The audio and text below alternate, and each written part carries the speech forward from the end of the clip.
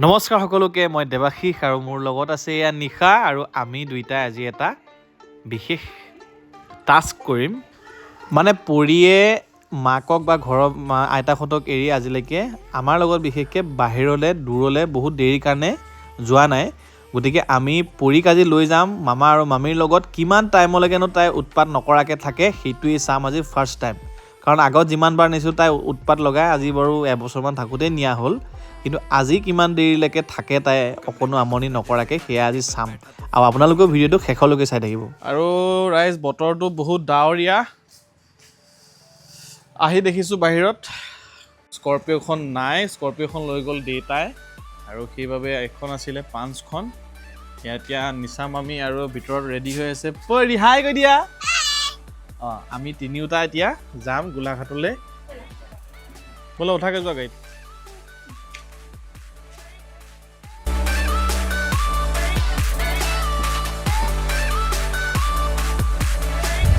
এতিয়া মানে ডাৱৰীয়া, আপোনালোকৰ ফালে একেই হৈছে চাগে, সমগ্ৰ অসমতে একদম ডাৱৰীয়া বতৰ। আজি পৰীক লৈ আহিছোঁ, মানে ক'বলৈ গ'লে এই ধৰণে গোলাঘাটলৈ ফাৰ্ষ্ট টাইম তাইক আনিছোঁ। আজি ট্ৰাইটো কৰি চাওঁ, কাৰণ অকণমান ডাঙৰ হৈছে, বুজা হৈছে। নহ'লে আগতে মা মা কান্দি থাকে। হয় নাই পৰী, কান্দিবা নেকি আকৌ? নাকান্দা? অঁ, ভাল ছোৱালী তুমি ন? ম'ম' খাব। আৰু তাৰ আইতাকক খুজি এই 50 টকাটো লৈ আহিছে। এইটো পইচা দিয়া ইমান পইচা দিয়া। ডাৱৰীয়া বতৰত কি খাই ভাল লাগিব বাৰু? আজি কিবা এটা খাব লাগিব, মাছ মাংস। আৰু ঘৰৰ পৰা ওলাই অহা আমাৰ প্ৰায় 8-10 মিনিট হৈছিলেহে। বাটতে পালে একদম বৰষুণ, মুখলধাৰ বৰষুণে। আৰু এন্ধাৰেই হৈ আহিলে, তথাপিও আমি পিছফালেও ঘূৰি যোৱাও সমানেই হ'ব, আগফালে যোৱাও সমানেই হ'ব। গতিকে যাওঁ গোলাঘাটলৈ। গোলাঘাটলৈ ইয়াৰ পৰা এনেই 10 মিনিটমান লাগে, কিন্তু ডাৱৰীয়া বতৰৰ কাৰণে 15 মিনিট 20 মিনিটো লাগি যাব। গতিকে লাহে লাহে গৈ আছোঁ। তথাপিও ভাবিলোঁ যেতিয়া পৰীক আজি বাহিৰলৈ উলিয়াই আনিম, যিমান বৰষুণ দিয়ক কি দিয়ক, গতিকে আজি এইটো কমপ্লিট কৰিমেই।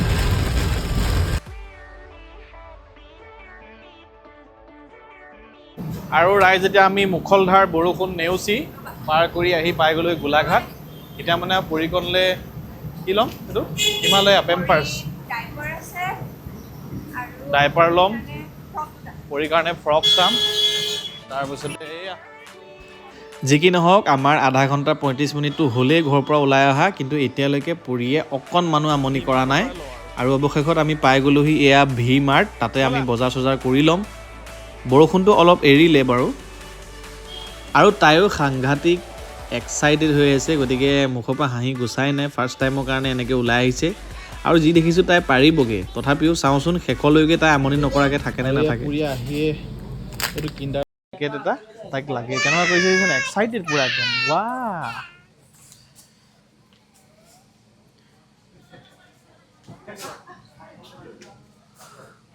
এইটো পইচাটো পিছত দিম, নালাগে তুমি থৈ দিয়া।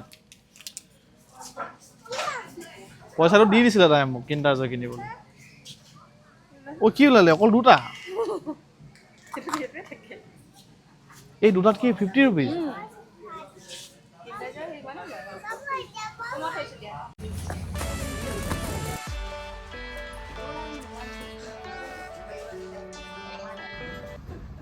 অলপ দিনৰ পিছত আমাৰ ইমন আৰু এইফালে পৰী এনেকৈ থাকিব। কাৰণ ইমনটো ডাঙৰ হৈ যাব, দুইটা সমানেই হ'বগৈ আৰু।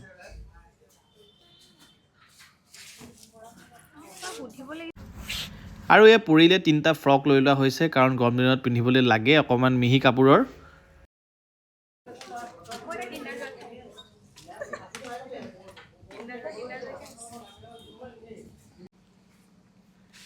আৰু এতিয়া মই 4-5টামান টি চাৰ্ট লৈ লৈছোঁ গৰম দিনত পিন্ধিবৰ কাৰণে।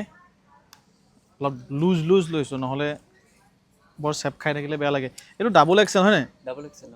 এক্সেল পাম নাই? এই মানে দুইটা ট্ৰাই কৰিলোহেঁতেন, কোনটো ভাল লাগে। এক্সেল এটাও চাওঁগৈ, একেচাতে ট্ৰায়েল ৰুমত যাম আৰু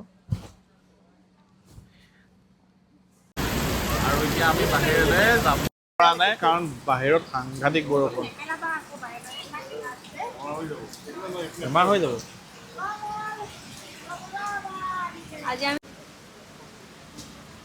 ৰখি আছোঁ আৰু আমি এনেকৈ। আৰু এতিয়ালৈকেতো প্ৰায় আমাৰ 1.5 ঘণ্টামানটো হ'লেই আৰু বৰষুণো দিছে, তথাপিও পৰিয়ে এতিয়ালৈকে অকণমানো আমনি কৰা নাই। যি দেখিছোঁ আমাৰ ছোৱালীকণ অকণমান ডাঙৰ হৈছে আৰু বৰষুণো লাহে লাহে কমি আহিছে, তথাপিও অলপ অলপ পৰি আছে কাৰণে তাৰে ভণ্টি এজনী চিনাকি আমাৰ ভিডিঅ' চাই তাই ছাতিটোত দুইজনীকে ভৰাই তলৰ বেজমেণ্টত গাড়ীত থৈ গ'লহি ধুনীয়াকৈ। এই নিদিলা নহয়, অকণ নিদিলা। মাইক চুমাৰা দি দিয়ে।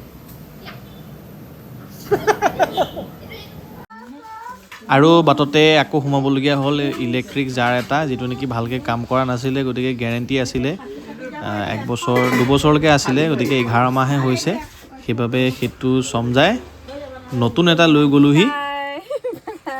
আমি ঘৰ পাই গ'লোহি। ব'লা। আৰু অৱশেষত ঘৰ পাই গ'লোহি আৰু যিটো টাস্ক আমি ভাবিছিলোঁ সেইটো কমপ্লিট হ'ল ধুনীয়াকৈ। কাৰণ কেলৈ আমাৰ প্ৰায় তাত 3 ঘণ্টামান থাকিলোঁ, কাৰণ আধা ঘণ্টামান মই ম'ম' আৰু কিবা লেগ পিচ কিনিবৰ কাৰণে ৰখিলোঁ ওচৰৰে এখন ফাষ্টফুডৰ তাত ৰখোঁতে সিহঁতি দুইজনী মামীয়েক আৰু তাই গাড়ীতে থাকিলে আৰু তেতিয়া মই তাত আধা ঘণ্টামান ৰখিবলগীয়া হ'ল। মানুহ ঢেৰ আছিলে, বৰষুণৰ বতৰত ম'ম' খোৱা কিবাকিবি খোৱা মানুহ ঢেৰ থাকে, গতিকে সেইফালৰ পৰা অল টোটেল 3 ঘণ্টামান আমাৰ লগত থাকিলে আৰু অকণমানো আমনি নকৰিলে। ঘৰলৈ যাওঁ বা মা বা কিবাকিবি অকণমানো আমনি নকৰিলে, গতিকে 3 ঘণ্টালৈকে পাৰিলে যেতিয়া লাহে লাহে আৰু অলপ মানে চাব লাগিব। কেতিয়াবা দেৰগাঁৱলৈ মামীয়েকৰ ঘৰলৈও লৈ যাম বা অন্য জেগাতো লৈ যাবলৈ চাম, কাৰণ লৈ যাওঁ লাগে আমাৰো, কিয়নো আগত নিছিলোঁ, ট্ৰাই কৰিছিলোঁ, কিন্তু আধা বাটৰ পৰা ঘূৰি আহিবলগীয়া হয়, আকৌ ঘৰত থৈ যাবহিলগীয়া হয়, কাৰণ কান্দে মানে মা কিয় নাহিলে, আইতা কিয় নাহিলে বুলি কৈ পেলাই কান্দে। কিন্তু এতিয়া যিহে দেখিছোঁ অলপ কথা চথাও ফুটিছে, সেইবাবে তাই পাৰিবগৈ, গতিকে যিটো ভাবিছিলোঁ সেইটো হ'লগৈ। আৰু যিসকলে মোৰ লগত ফেচবুক বা ইনষ্টাগ্ৰামত আছে তেওঁলোকক মই জনাব বিচাৰোঁ, কাৰণ মই এটা পষ্টো লিখিছোঁ বাৰু, তাত আপোনালোকে চাব পাৰিব ফেচবুকত। অকল মই বুলিয়েই নহয়, অসমত বহু সংখ্যক লোকে লিখিছে আৰু সকলোৱে এই ক্ষেত্ৰত মানে ওলাই আহি অকণমান গুৰুত্ব দিয়াটো ভাল, বিশেষকৈ জুবিন ক্ষেত্ৰৰ ওপৰত। কাৰণ বৰ্তমান বৰষুণ দিছে, যিটো বতৰ আপোনালোকে দেখিছেই, কিন্তু জুবিন ক্ষেত্ৰৰ যিটো অৱস্থা হৈ আছে, কাৰণ মই তাত 2বাৰ গ'লোঁ। প্ৰথমবাৰ যাওঁতে চিনেমা ৰিলিজৰ সময়ত গৈছিলোঁ, মই 1 নৱেম্বৰত গৈছিলোঁ, আৰু তেতিয়া যাওঁতে মানে প্ৰায় 3 কিলোমিটাৰমান আগৰ পৰাই সোণাপুৰ পোৱাৰ 2-3 কিলোমিটাৰ আগৰ পৰাই এনেকুৱা লাগে যেন একদম মন্দিৰ এভাগলৈ আহিছোঁ, কাৰণ কেলৈ ধূপ ধূপ গোন্ধাই আহে।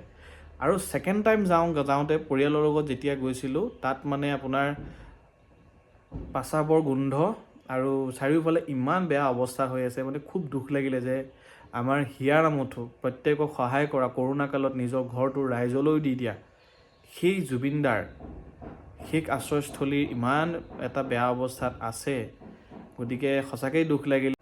আৰু সেই সম্পৰ্কত মই 2টা কথা ফেচবুকত লিখিছোঁ, বহুত ৰাইজে চাইছেও। আৰু এই ক্ষেত্ৰত মই ভালকৈ ফেচবুকত বা ইনষ্টাগ্ৰামতো এটা ভিডিঅ' বনাই দিম, কাৰণ বিষয়টো অতি ছিৰিয়াছ হৈ পৰিছে। কাৰণ জুবিনদাৰ আশ্ৰয়স্থলী জুবিন ক্ষেত্ৰক বনোৱাৰ প্ৰয়োজন বুলিয়েই নহয়, এইটো এটা আমাৰ দায়িত্ব। আৰু তাত মই এটাই কৈছোঁ যে চৰকাৰলৈ ৰৈ থাকিলেতো নহ'ব, কাৰণ ইটো বিভাগে সিটোলৈ ঠেলিছে, সিজনে সিফালে ঠেলিছে, গতিকে ঠেলি কৰি পেলাই আমি জুবিন ক্ষেত্ৰক এইটো অৱস্থাতটো ৰাখিলে নহ'ব। গতিকে মইতো লাষ্টত এনেকুৱা এটা আহ্বান জনাইছোঁ যে গৰিমা গাৰ্গ বৌৰ নেতৃত্বত এখন সমিতি গঠন হওক, যিখন সমিতিৰ যোগেদি যাতে আমি ৰাইজেই দান বৰঙণিৰে তুলি আমি যাতে জুবিন ক্ষেত্ৰখন নিৰ্মাণ কৰিব পাৰোঁ সৰ্বাংগ সুন্দৰভাৱে, যাতে অসমৰ বা ভাৰতৰ বুলি নহয়, বিশ্বৰ যিকোনো প্ৰান্তৰ পৰা আহি পেলাই যাতে সেই জুবিন ক্ষেত্ৰ দেখি যাতে আচৰিত হয়, ইমান সুন্দৰ।